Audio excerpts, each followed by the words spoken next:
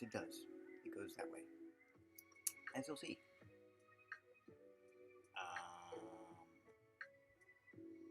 Yeah, we'll keep it service over many. Prologue. I open my fly, zip down my pants, and pull out my huge schlong. What's the matter, I say. Never seen a one-eyed trouser snake before. I flop my kielbasa down on the desk and whack it hard. It goes. One, I pick it up, then whap it down again. It goes. One, the stagey hen's jaws are hanging down around their knees. This is the finest girl meat in the world getting the beating of a lifetime. And nobody can do a goddamn thing about it. One guy runs up to the desk and tries to grab my schlong, but I bonk him over the head with it. He goes flying about 15 feet and lands with a dull thud over by the potted plant. Another guy tries to grab my meat with both hands. I let him have it in the breadbasket. He turns green and pukes in the spittoon. Timothy Leary, as related by Hunter S. Thompson in Fear and Loathing in Las Vegas. Hasty, probably the high water mark in American journalism. We are not even allowed to change many of the names of the principals in this sordid tale because it would make the lawsuit list even longer. Hopefully this book will sell well enough to stave off the lawyers and the leg breakers long enough for us to skip town. For now, the book is done and everybody who was originally in on the joke can relax. But don't laugh yet. Here is our truest nightmare. Somewhere west of Laramie, on a ranch where every river is owned and all the trout pools are stocked with fingerlings, there is a young reporter who is really on his way. He reads and he asks questions. He is hungry. He works for the Tumbleweed or the Tabasco Patriot Chronicle, and he makes $1.90 a week. His eager eye scans the long gray columns of the Los Angeles Times and the Denver Post, the Dallas Morning News, the Detroit Free Press, the Times-Picayune and the Toledo Blade. He speaks to other reporters. He remembers names. He helped out when the Denver Bureau of Newsweek or Time needs a legman. The press secretaries like him because he's not pushy. The right people smile when they see him. One day a man from the New York Times will call him up on the telephone and offer him a job for more money than he's ever seen. He'll come on like a fresh breeze in New York. He'll be off like a rocket. One Saturday night in August, he'll stand on the lawn of the governor's mansion in Plymouth, New Hampshire, with his rented tux and a glass of gin in one hand and his wire machine operator's phone in the other, and he'll be a star. We'll see him on all the TV screens in the Sagebrush Lounge on Sunday morning, muddling through an interview with David Broder and what's-his-face from CBS. Within a month, they'll be quoting him in Newsweek. According to the New York Times political correspondent. And then he'll be on his way, leaving us suckers and has-beens in the dust of his rented Learjet. He'll have the power. He'll be covering them, the ones who are going to be running the country and the world, if he still reads this book. By then, he'll laugh and say, Christ, I'd really be in trouble if I said something like that. And we hope he will. We hope he reads this book, and we hope he is still laughing a year from now. And we hope, with all our hearts, that he has a few drinks and is just a little bit too high to know how much he could fuck up our lives and our careers and the careers of people we work with and respect. And we hope, above all else, that he is not a young asshole from the Midwest or the West or the South who thinks he knows how things are done because he saw it once on a new special or Cronkite special report or the MacNeil/Slayer reporter on the Larry King show. We have tried, in this book, to be as fair as we could, even to the most unpleasant and difficult subjects. But we know we haven't always succeeded, and we are not ashamed of the times when we didn't. We are not politicians or journalists or public relations men or historians. We are writers. We try, as writers, to tell the truth as we see it. And if the truth is too outrageous sometimes, we tend to lean toward irony and sarcasm and exaggeration in our approach to the subject.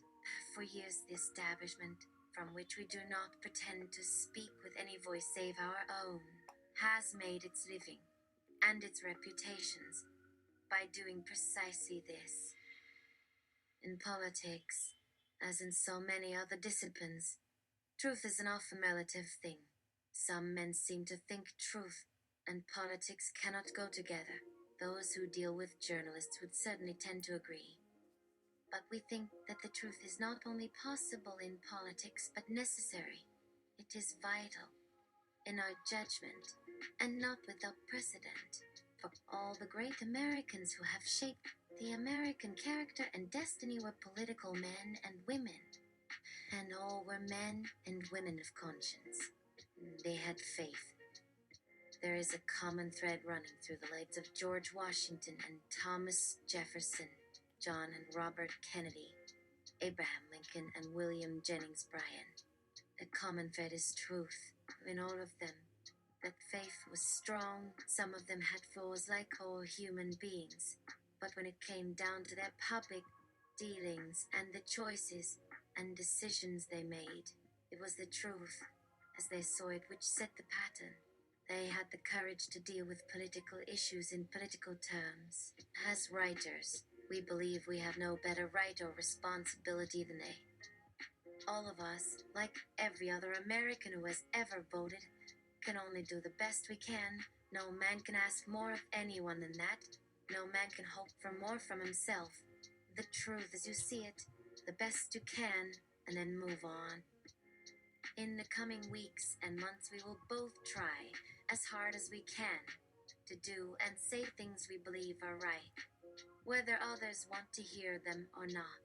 As we see it, that is one of our few chances to help keep things from getting even worse than they are. If we are wrong about anything at all, if we make our mistakes too big or too many or in too stupid a fashion, well then God and history and time will judge us by how much we meant to do right.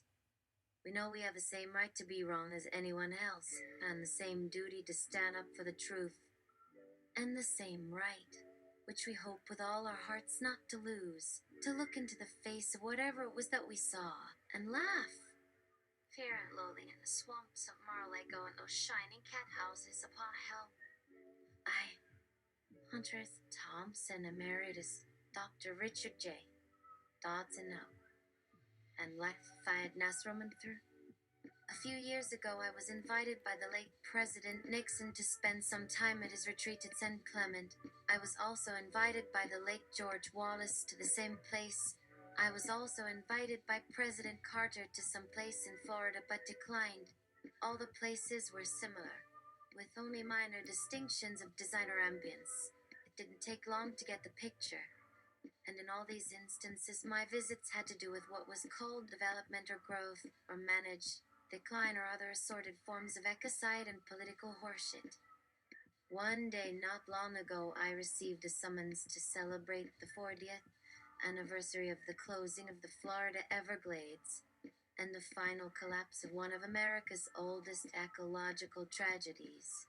I didn't accept the invitation, of course. What little remains of that great national shame, including what is left of Florida's remaining wildlife and fish, doesn't need to be further abused by people who couldn't begin to understand what has been lost. But there are worse things happening in Florida right now than the continued destruction of the environment and all the creatures it supports. Far worse things indeed. I was standing beside a small swimming pool one recent Saturday evening at a private estate just outside Palm Beach when a black maid suddenly emerged from the house and began beating a man to death with an ashtray and a fireplace poker. This event, though it occurred in plain view of 49 people, passed with the minimum amount of drama, none at all. Really, if you rule out the final scream and the subsequent discovery of 2 bullet holes in the dead man's skull and a set of bloody footprints on the tiled floor of the hallway where the incident took place. The only comment I heard from the assembled partygoers was, "My God, I hate to see another one like that happen." It wasn't clear whether he was referring to the killing or the disruption of his social event. I was introduced to the man with the blood-splattered shirt and the smoking .357 Magnum at some earlier time on the same night, but we never exchanged names. Since nothing much had gone on up till then, and the evening was obviously headed toward a predictable climax somewhere well beyond its midpoint. It was just after 10 o'clock, and most of the guests were either half drunk, half blinded by the bright sunlight, or completely unconscious. The place was called Mar-a-Lago. It was once the winter retreat of William Randolph Hearst, and in recent years has belonged to several New York real estate conglomerates, and the former president of the United States, the 36th at the time it was in the possession of the state's current owner, Lacas Fagnas Romanfrey, heir apparent to a large but mostly liquid financial empire in Switzerland and Brazil. As his name implies, Mr. Fagnas is neither Portuguese nor Swiss. His roots go back to a branch of the late Senator Howard Baker Jr.'s family, which settled in West Palm Beach in the mid-19th century, but his business interests are mostly in Asia, particularly North Korea. He recently returned from one of those fact-finding missions that so often precede large-scale international violence, but the trip seems to have ended amicably in Pyongyang, where he joined with an Iranian delegation to toast the health of Kim Il-sung, the country's aging dictator currently suffering from an unknown illness. Mr. Fagnas is also currently in litigation with the estate of Aristotle Onassis, with whom he entered into a deal in 1980 for a piece of what turned out to be mostly frozen real estate in Antarctica. There have been allegations of an unseemly involvement in organized crime, but these are totally unsubstantiated.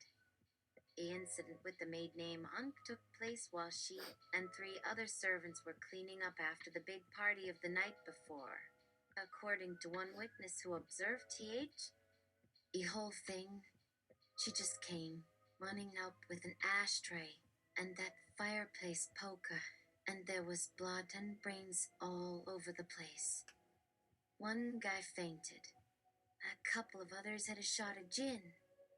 One couple, both of them in wheelchairs, tried to leave in their chairs. They kept rolling over each other, right past the body, like they hadn't even seen it. And one of them shouted, "Cocktails. Where are the damn cocktails? Don't let a bunch of goddamn niggers get my drink messed up. You hear? Get it, Rig? To you bastards. I'll let that go. Or I'll fire a lot of you." I remember thinking it was amazing that he wasn't dead too. If that's the way they always act, they ought to be dead 1,000 times over. Most of them, even the ones still in the party mood, had the good sense to keep their distance from Fagnas. Except one of the calls.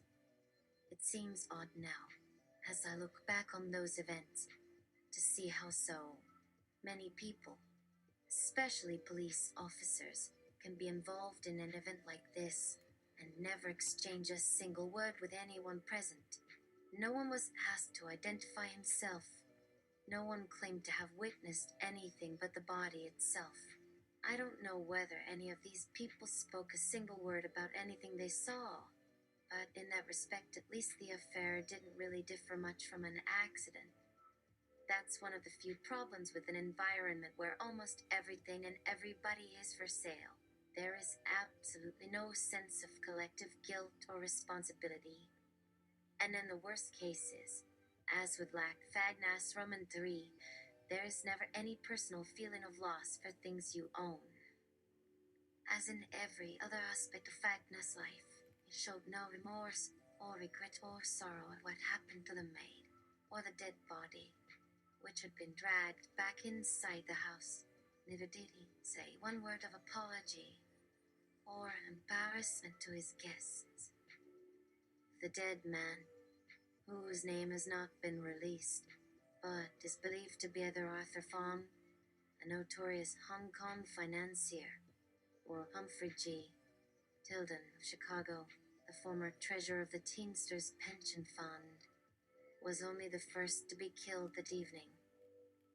About 12:30, a crowd of uninvited guests suddenly poured out of the back of a limousine and stormed their way into Fagnas' main entertainment room, where all of his other guests had been assembled. It's unclear whether the intruders were all members of the mob or simply some of Fagner's guests who were upset at having to sit through several hours of speeches about a recent tax increase.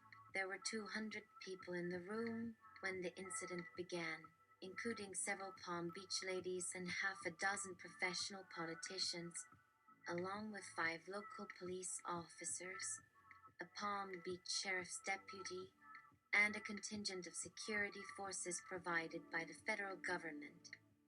These latter, along with a large number of Fagner's paid helpers, his preferred term for his various private army forces, tried to contain the disturbance in the room for about 2 minutes.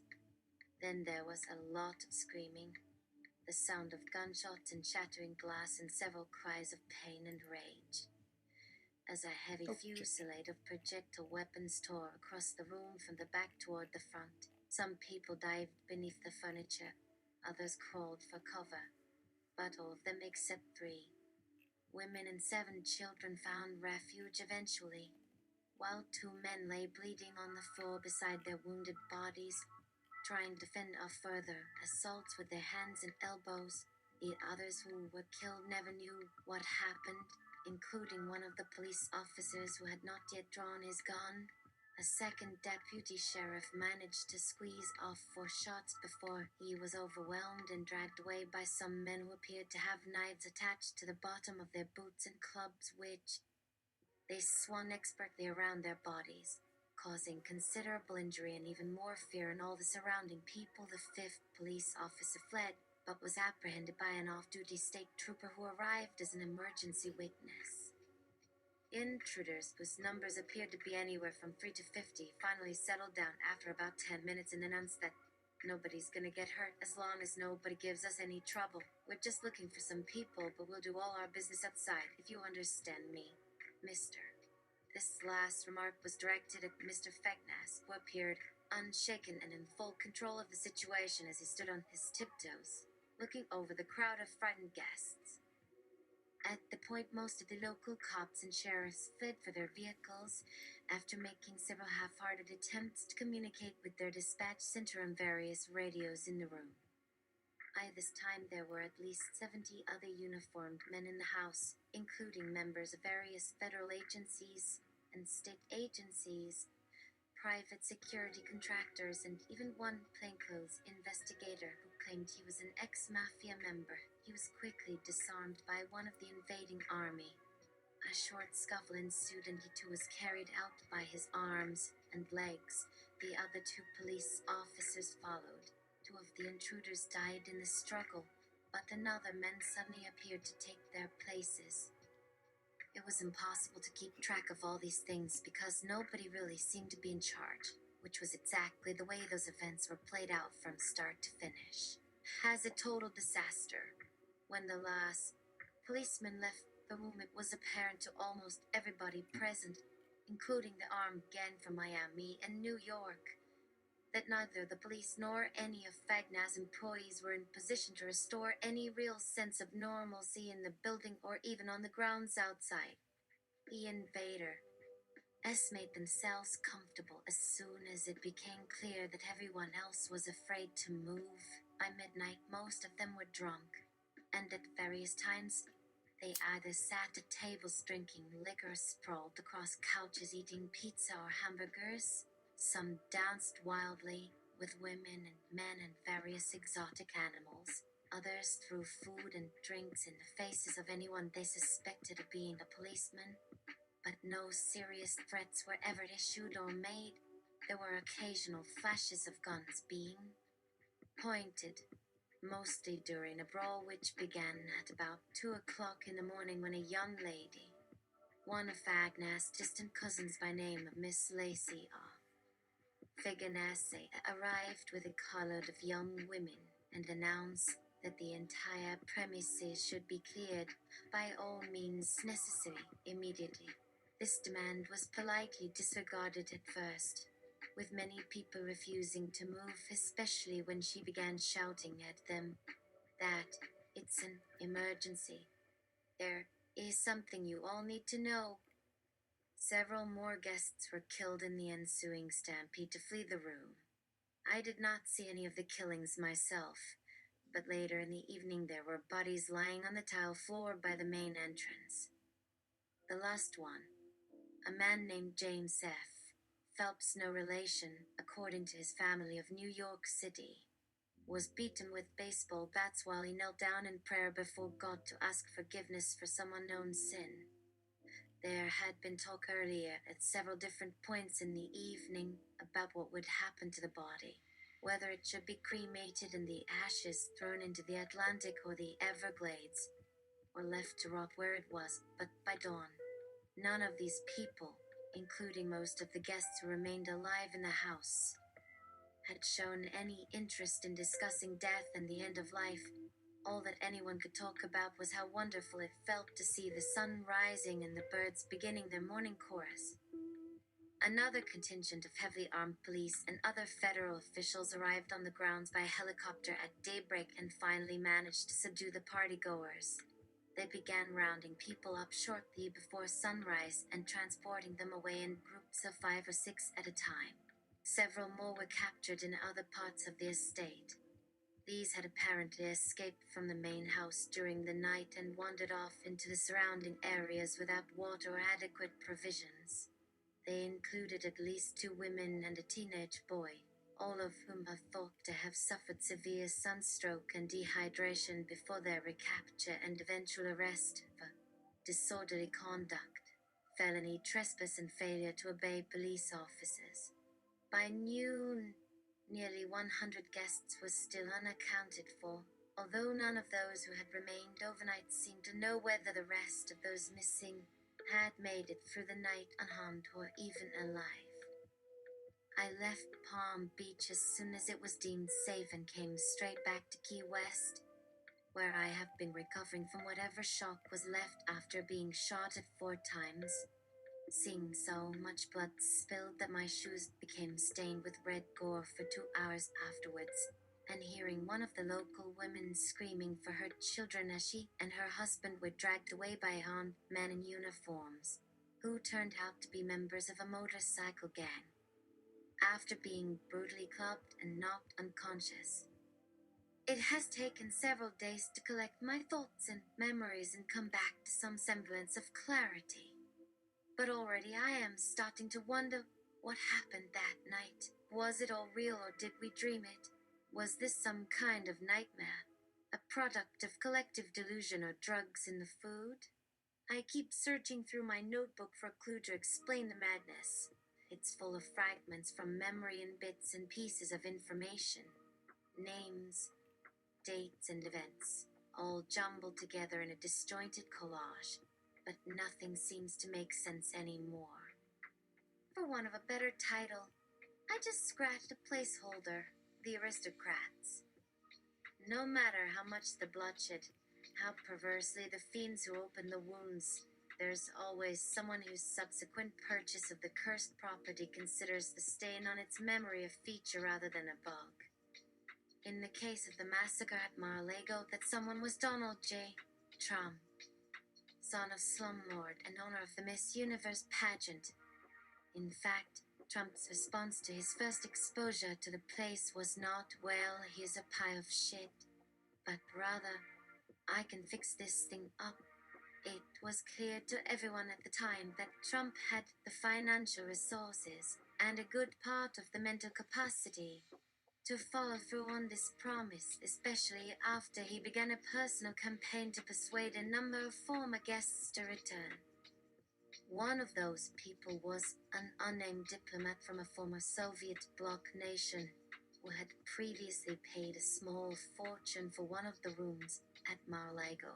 Now Trump invited him back to give it another chance, offering discounts and various other enticements, including a free month at his hotel in Atlantic City. That place? The diplomat responded. I would no more set foot inside that building than I would jump in a crocodile pit. The diplomat was far from alone in this opinion. Many of the rich and powerful who had previously stayed at this estate were not anxious to revisit that particular address, given its recent notoriety. In fact, Some people expressed outrage when Trump announced plans to reopen the club for business within 3 weeks of the initial attack. His reasoning was simple. It's my property and I intend to make a profit. This attitude prompted several editorial writers and even a few former fans of Trump's to accuse him of callous greed. Who cares if nobody wants to stay at that place again? As long as they pay me a lot of money to do it. This comment was widely ridiculed as a prime example of old Trump, not to mention bad taste. But others had a different view of things. One longtime supporter wrote a column comparing Mar-a-Lago to Hiroshima. He noted that people in the immediate vicinity of both sites had initially been totally and completely repulsed by the surroundings, but over time he pointed out that there were actually very few reports of long-term trauma associated with either incident. I have a theory about why this is so, he said, and it has to do with the notion of human beings and the relationship to history and how we think of ourselves. His argument went like this. We all know what it feels like to walk down the street and get mud or see a terrible traffic accident or come home at night and find our house burned to the ground by fire. These experiences leave scars in our minds, even though none of us has ever actually experienced these things. And the idea of experiencing something on this level causes great discomfort. In fact, many people actually have phobias about these things and even more simply won't talk about them for fear of seeming weak. It's the same reason you never hear anybody say they saw a murder while driving home from work. That would be too real. We'd all have to admit it might be us who's going to end up on the wrong side of life. And nobody wants to say that. But when the scale moves to things that take place on a different plane from personal experience, the way most Americans live their everyday lives, then we're back in familiar territory again. We can talk about things like World War II or 9/11 or Watergate without thinking of ourselves as victims. We did nothing wrong and didn't play any part in whatever happened. And now another major event has happened here in Florida. So close to us it feels as if it could have occurred in our own communities. The truth is, a very sad event took place right down the road from where we live, and it would be shameful for us to pretend otherwise just to protect ourselves from reality. And because of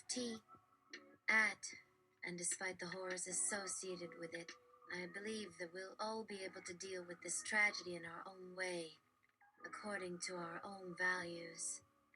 The columnist concluded that Donald Trump has nothing to be ashamed of in how he's dealing with the tragedy at Mar-a-Lago. Quite to the contrary, in fact. Several other conservative commentators offered similar opinions, pointing out that Trump's reaction was exactly right for a man of his background and business success. And while there's no way of knowing if he'll ever turn Mar-a-Lago into a place where people actually want to stay anymore, he should be applauded for trying to restore what was destroyed there 3 weeks ago. In recent days, there has also been speculation about other possible owners for Mar-a-Lago. Perhaps some corporation which could use its assets to make a genuine contribution to community life in Palm Beach County. A number of civic leaders have called for the county to buy Mar-a-Lago and turn it into either an art center or an environmental education facility. They argued that such a project would generate huge profits, bringing much-needed revenue to an area suffering from serious economic problems. Meanwhile, the death toll in Florida continues to climb, but many politicians refuse even to acknowledge that there might be a connection between violent crime and social conditions. Governor Rick Scott claims he doesn't know why anyone would think these events are related, except perhaps terrorists seeking another target, and he insists that his state needs more money from Washington. He says, "We don't have nearly enough police officers, judges, prosecutors, jails, prisons, or prosecutors. None of that, to deal with the kind of violence occurring every day throughout our community."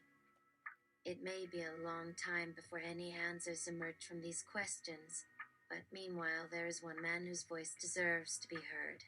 Donald J. Trump, son of Slumlord and owner of the Miss Universe pageant.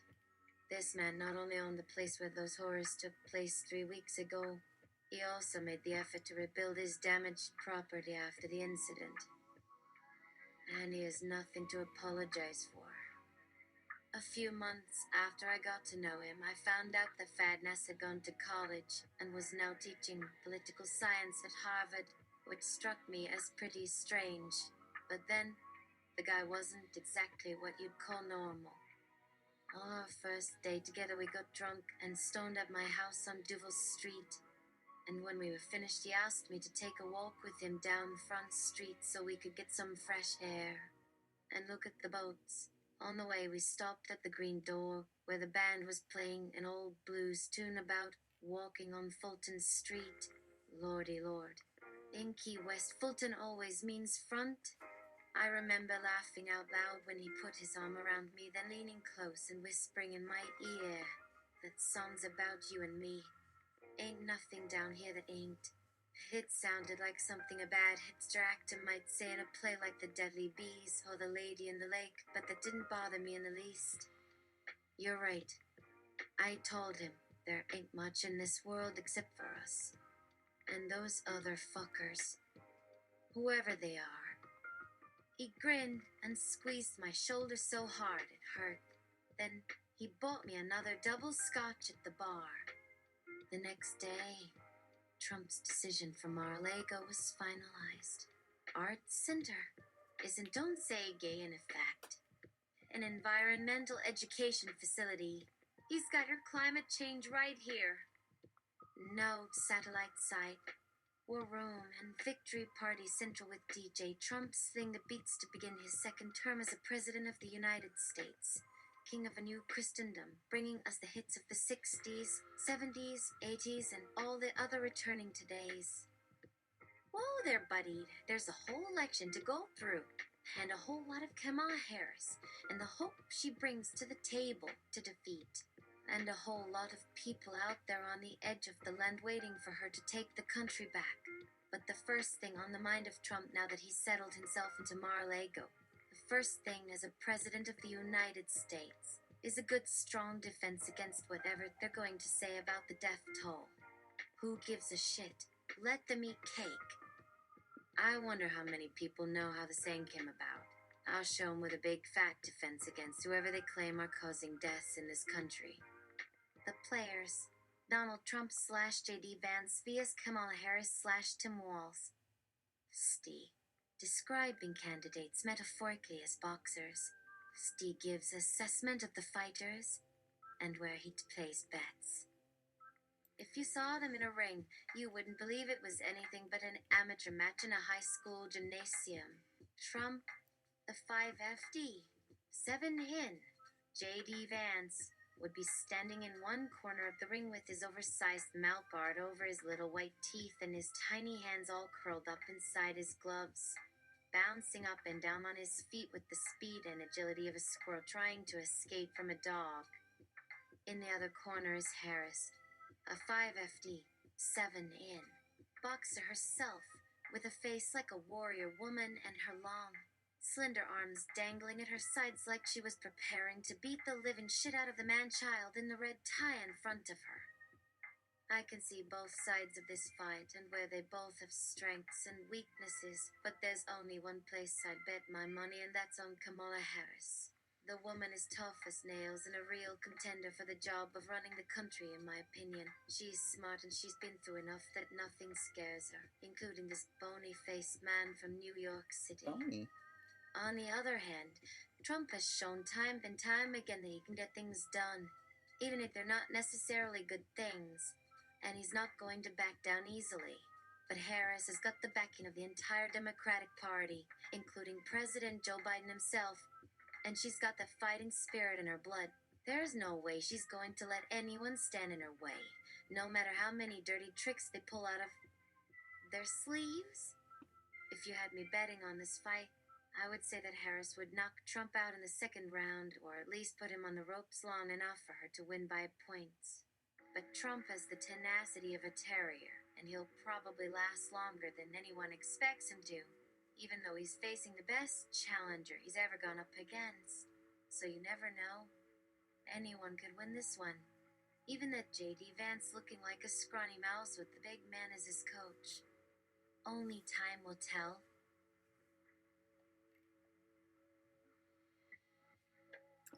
Okay.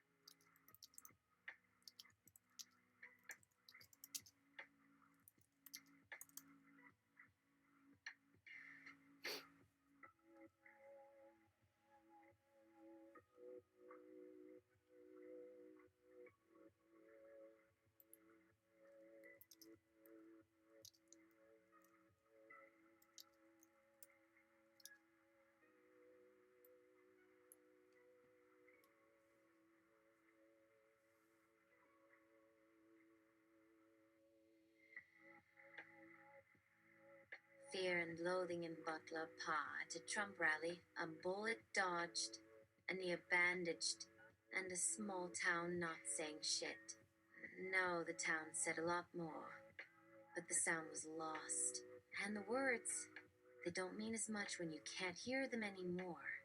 It's just a memory now. And yet, there are people out there still holding on to that memory, repeating it again and again to anyone who will listen, almost as if they were trying to convince themselves that it was true. But it is true. The memories are real. The sound is still there, but we can no longer hear it. We have lost our sense of hearing, and our words have been forgotten. The question now is how to make our voices heard through the noise of a new era where truth and lies are interchangeable and the media is the enemy of the people. How do we break through to those who will not listen and convince them that we have seen the future and it is bleak? It may take a while.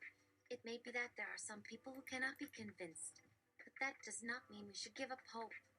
We must fight for truth and justice, and we must not let those who seek to control us win.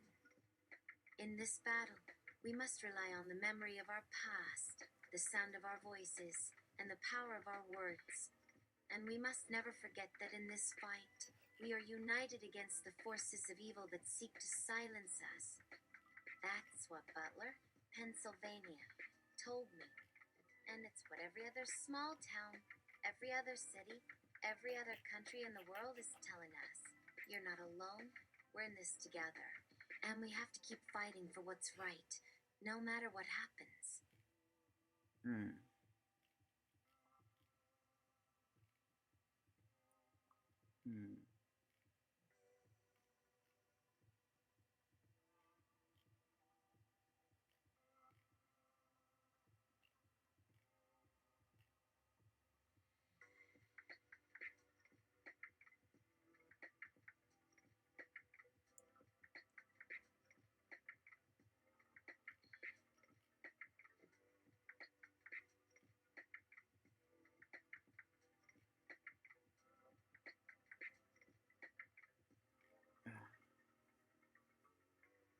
Okay.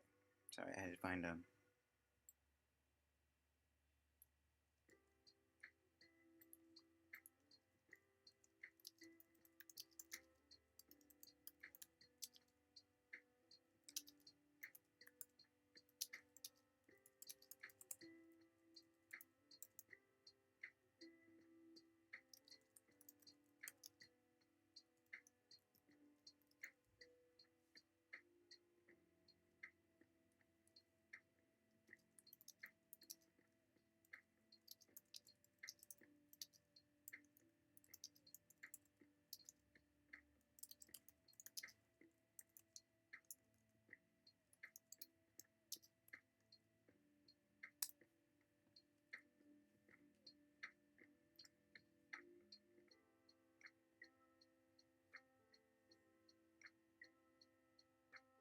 I've taken to Twitter to throw as many highfalutin conspiracy narratives onto the wall to see what sticks.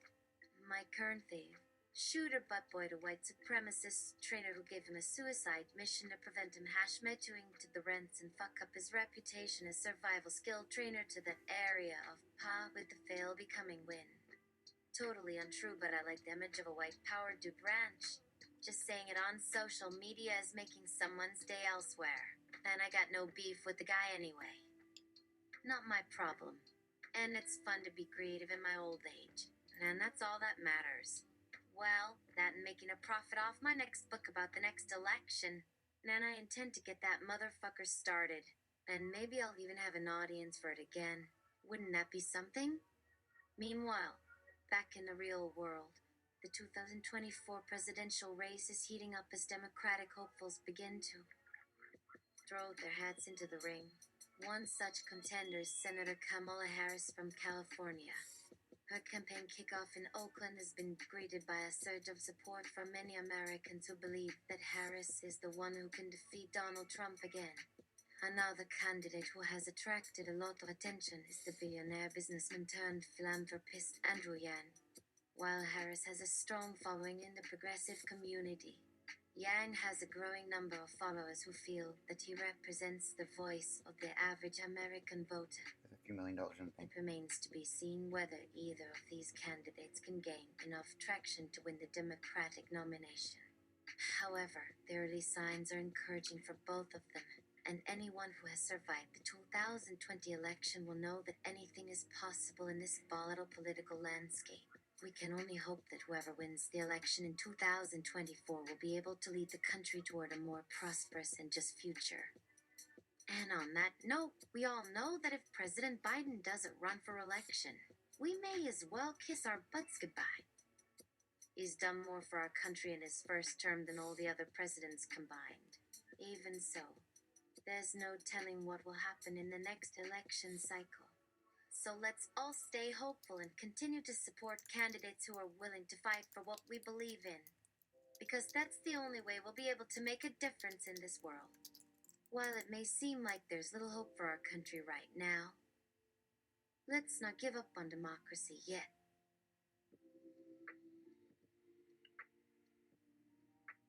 Sure, dip your toes in oligarchy, but come back. We still need you. We need you to be a part of the process because it's you and me against the men. Stay vigilant. Don't let the bad guys win. Fight for your rights, your freedoms, and most importantly, your life. Remember, all we have is each other. So let's stay united and let's fight for a better tomorrow, even if we have to sacrifice a little bit of today. Let's not give up on humanity because that's the real loss. But in the meantime, don't forget to take some time to yourself. Go for a walk or take a bath. And don't worry, the world won't end without you for 5 minutes. Just breathe and keep going, because that's all any of us can do right now. Keep on living, keep on breathing, and keep on hoping for a better future. Remember, hope is always within reach. You just need to grab it and hold on tight. It may be hard, it may be painful, but you've got this. Oh, you want to go out with communism? That's fine. They're nice. Maybe we'll try them out. It can't be worse than how things are going right now. So sure, let's all live in harmony for once. No one will be a millionaire or own everything while we all get to share and enjoy each other. Yeah, sounds like a plan. Let's do it. Oh, we can't all be equal because some people will rise above others and it won't work? Well, that's the way it is right now, so let's try it. Oh, you've started dating fascism? Oh, I'm a little concerned. How long have you two been together? Because fascism is known for its possessive and controlling nature, but maybe it will work out for you. Please be careful and do not let it get too out of control. But if you think you can make it work, go for it.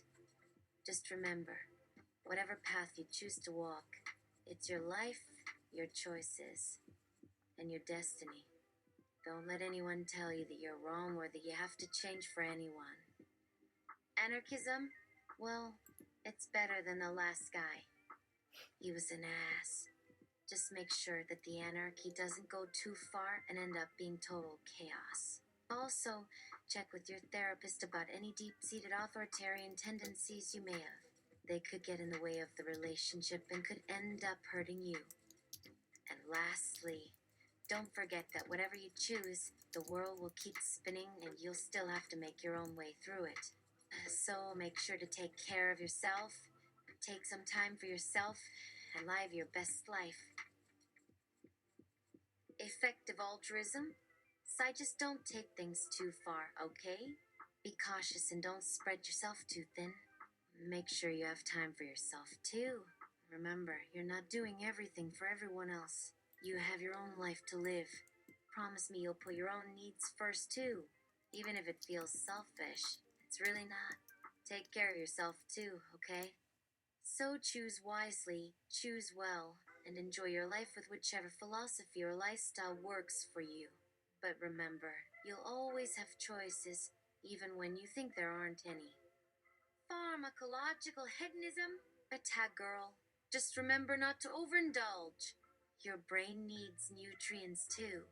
Balance is key in everything. And remember, you're still living in the same world as everyone else. Don't neglect your responsibilities just for pleasure. Enjoy your fun and enjoy your life. But don't forget that there are responsibilities that come with it too. So whatever you choose, take care of yourself and keep moving forward. The world will keep spinning, the seasons will change, and new opportunities will always arise. You believe in flat Earth? Oh, for fuck's sake. Why are you so adamant about that? It's not gonna hurt anyone. If you want to live like that, fine. Who am I to judge? But please don't shove it in everyone else's faces and try to force your beliefs on them. Remember, we're all different, and that's okay. Just be careful and try to respect other people's opinions, even if you disagree. There's no need to argue or fight about something like this. Just agree to disagree. Oh, you've gone full on geocentrism. Hollow Earth? Get the fuck out. That's just plain crazy. It's not scientifically possible. So please just stop with these insane theories. No one believes you, and we're all very worried about your mental health. Please seek professional help before you hurt yourself or others. So please just stick with what's true and what's right for you. It doesn't have to be more complicated than that. Just keep being yourself and don't let anyone tell you that you're wrong or that you have to change who you are for anyone. Discordianism? Oh, baby girl, give me a hug. You don't have to hide who you are. It's okay to embrace the chaos. We can never truly control everything. Just go with it and have fun. You deserve to be free and be yourself. Don't let anyone tell you otherwise. It's your life, and you should enjoy every minute of it. So live your truth and do what makes you happy. You believe in reptilians, narco-zombies, and yes, you want to be a vampire? You do you, boo. Just don't kill me when I come over to hang out, okay? I'm not going to put up with that shit unless, of course, it's Halloween and we're in costume. Also, please brush your teeth after you feed. Don't come near me with your gross, bloody mouth. Then, for goodness sake, wear a condom. Please don't get any weird diseases and give them to me. Oh, you're a werewolf. Wow, okay. That's new. But I trust you won't eat me on a full moon. You know what? Don't worry about it.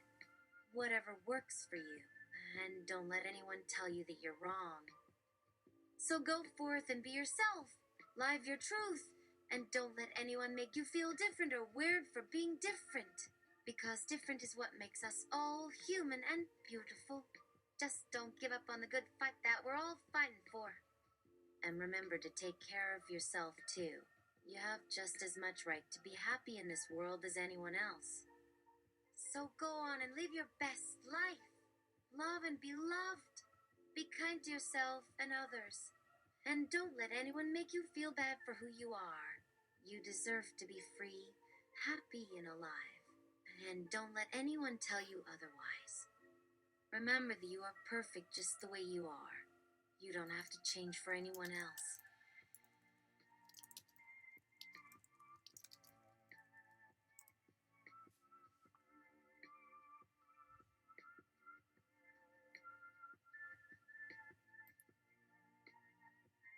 Except for the full moon, I guess. Just do us all a favor and stay indoors or in a cage or something so you don't maim or kill anyone.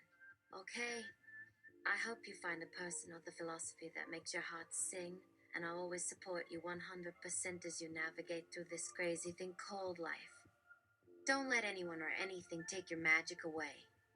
You know who you are! Love yourself, and let it shine. Love, your friend Zoxo. Be